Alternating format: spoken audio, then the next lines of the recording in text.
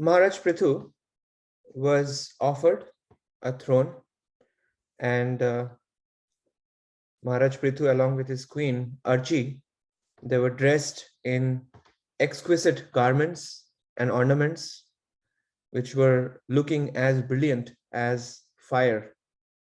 And there are many demigods that were assembled at that coronation ceremony of Pṛthu and Archie.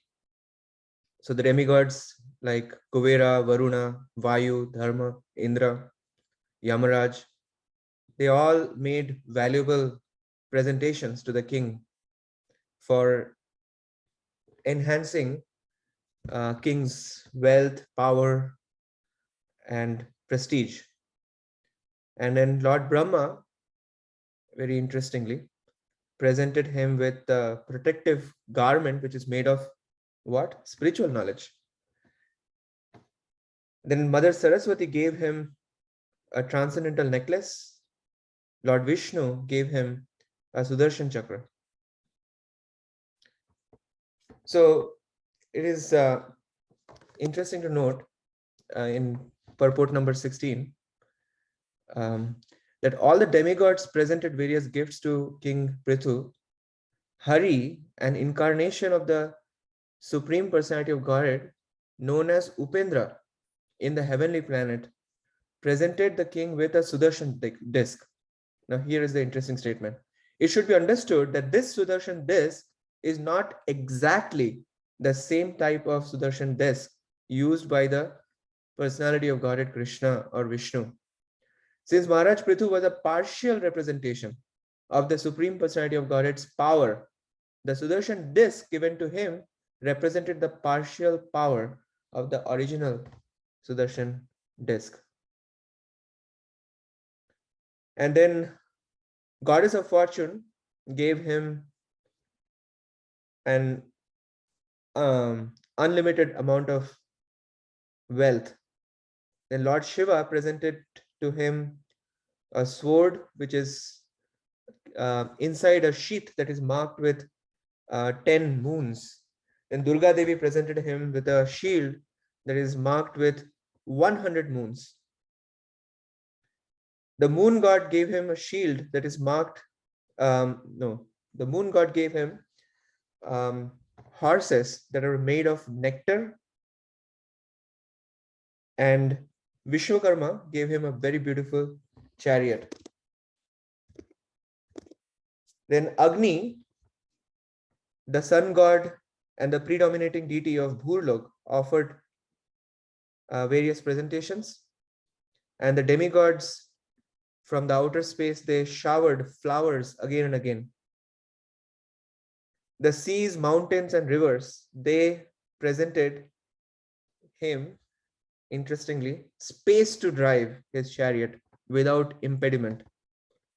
And then there were professional reciters whose names were mentioned here as Suta, Magadha, and Vandi. So they were professional reciters, so therefore they were offering their choicest prayers and praises. Now here comes some very beautiful lesson in the end of this chapter. See, the cornerstone for all aspiring Vaishnavas is the quality of Trinadapi Sunichena. So Trinadapi Sunichena, Taror Iva Sahishnuna, Amanina Manadina, Kirtaniya Sadahari. If you analyze carefully, this whole principle of humility, tolerance, and offering all respects to others is really founded on the basic principle of not being in the disposition to accept praises and respects from others. If in our heart we are carrying this kind of mentality of expecting respect from others, that actually immediately closes the door for receiving all other qualities. And this particular point got thoroughly highlighted in Srila Raghunath Das Goswami's Mana Shiksha. And that's where it boils down to. And here we see in the example of the greatest king of all kings, Pṛthu Maharaj, exhibiting similar characteristics. So he is really opposed to receiving any kind of praise. So he is saying that please offer your prayers when the qualities of which you speak have actually appeared in me. So he's saying that the gentle who offer prayers to the Supreme Personality of Godhead do not attribute such qualities to a human being who does not actually have them. And he even goes on to say that a foolish person who agrees to accept such praise does not know that such words simply insult him. You can actually also derive another corollary point from here, that when we are similarly engaging in demigod worship without acknowledging their true position, it's as if those worship of the demigods, independent of the Supreme Lord, acts like insult for them. Because from their perspective, they are very clear about their position. And when the prayers are offered completely out of proportion to what their actual position is, they simply serve to insult the person, because it is not actually placed on the um, platform of honesty. So Prabhupada is writing in the 24th purport that Pṛthu Maharaj was an incarnation of the Supreme Personality of Godhead, as Lord Brahma and other demigods had already testified when they had presented the king with many heavenly gifts, because he had just been coronated. However, he could not manifest his godly qualities in action. Therefore, he was not willing to accept the praise of the devotees.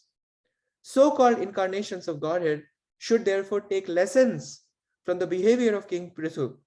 Demons without godly qualities should not accept false praise from their followers. So when one accepts false praise from the followers, essentially they are simply flattery.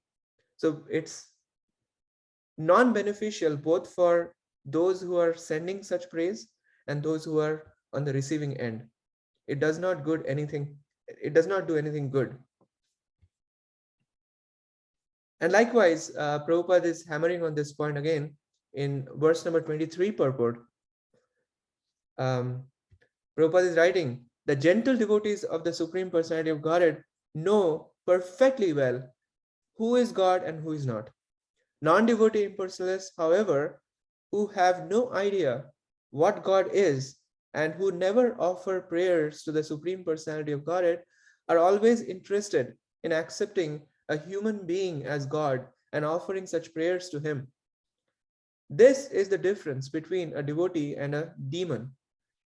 Demons manufacture their own gods, or a demon himself claims to be God, following in the footsteps of Ravana and Hiranyakashipu. Although Pṛthu Maharaj was factually an incarnation of the Supreme Personality of Godhead, he rejected those praises because the qualities of the Supreme Person were not yet manifest in him, and therefore they are simply acting as flattery as far as he was concerned.